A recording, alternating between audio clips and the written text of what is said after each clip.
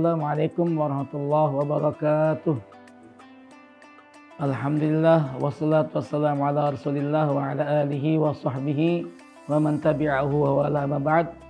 Pemirsa siaran Depok yang dirahmati Allah Subhanahu wa taala. Alhamdulillah, segala puji hanya milik Allah.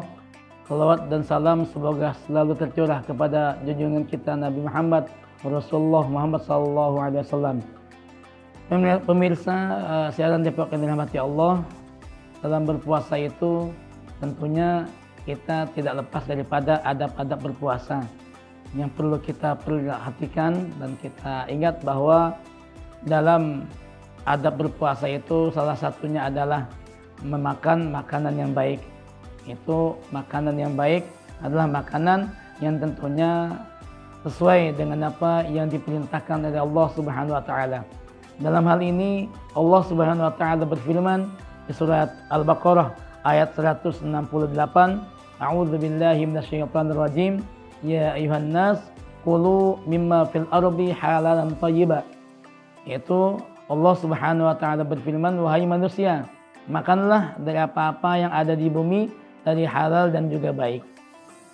Makanan yang halal tentunya suatu kewajiban bagi umat Islam, karena memang umat Islam harus makan makanan yang halal. Tapi tidak hanya berhenti pada makanan yang halal saja, tapi juga baik. Semua makanan yang dihalalkan oleh Allah Subhanahu wa taala dan juga di dalam hadis-hadis Nabi itu yang halal tentunya bisa kita makan, tapi bukan kita perhatikan yang halal saja, tapi juga baiknya untuk kita. Karena tidak semua makanan yang halal itu baik bagi kita. Misalkan ada orang yang punya penyakit asam urat, dia pasti berpantangan atau tidak boleh makan makanan yang hijau, sayur-sayuran yang hijau, dan juga kacang-kacangan, dan juga emping dan lain sebagainya. Di sini saya bukan jadi dokter nih, cuman memang pada umumnya orang yang punya penyakit asam urat itu dilarang makan makanan yang sayur-sayuran yang hijau, kacang, emping dan lain sebagainya. Atau mungkin penyakit yang darah tinggi. Darah tinggi tidak dianjurkan untuk makan makanan yang seperti gulai kambing dan sebagainya. Kambing enak, halal, nikmat. Tapi bagi orang yang berdarah tinggi itu tidak boleh seperti itu. Itulah makanya Nabi menganjurkan juga kepada kita makan makanan yang baik, makan, minum, tetapi jangan berlebihan. Kulu washrabu wala tusrifu.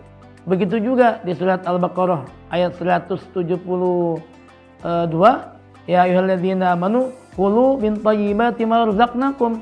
Wahai orang-orang yang beriman, makanlah dari rezeki yang baik yang kami berikan kepada kamu. Jadi kita perhatikan juga kebaikan dari makanan tersebut, dari gizinya, dari lain-lainnya. Jadi seharusnya kita makan, terutama Ramadan ya, terutama Ramadan ada puasa kita adalah makan makanan yang sesuai dengan porsi kita. Mentang-mentang di bulan puasa kita sudah menahan makan dan minum dari azan subuh kan, sampai ketika beduk maghrib, ketika azan maghrib dendam, itu juga tidak boleh. Dendam apa aja disikat, lupa bahwa dia punya penyakit asam urat, bahwa dia punya penyakit darah tinggi, bahwa dia punya penyakit asam lambung. Jadi apa aja disikat, akhirnya sakit, akhirnya kambuh dan lain sebagainya.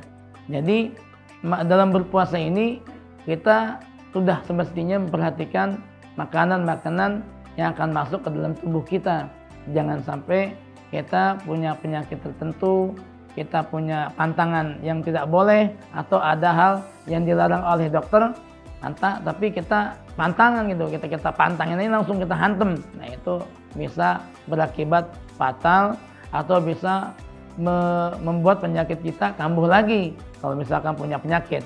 Jadi dalam hal ini puasa menahan diri kita dari hal-hal yang membuat kita selalu menghantam sana sini dalam masalah makanan.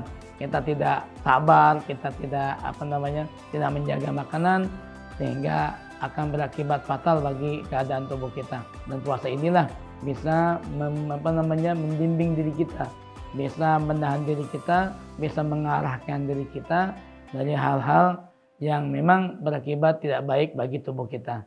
Kita menyeleksi makanan, kita makan makanan yang baik, halal udah pasti sebagai seorang mukmin, seorang muslim, tapi baik itu tentunya ada hal-hal yang mungkin bagus, yang mungkin halal dan semuanya, tapi tidak baik bagi kita karena kita punya penyakit tertentu. Dalam hal ini tentunya harus kita perhatikan, jangan sampai kita kelewat batas seperti tadi sabda Nabi, kulu washrabu wala tusrifu. Makanlah, makan dan minumlah tapi jangan berlebih-lebihan. Itu mungkin yang dapat saya sampaikan. Mudah-mudahan dengan adanya siaran ini bisa bermanfaat bagi kita semua. Usikum wa nafsi bittaqwallah. Wassalamualaikum warahmatullahi wabarakatuh.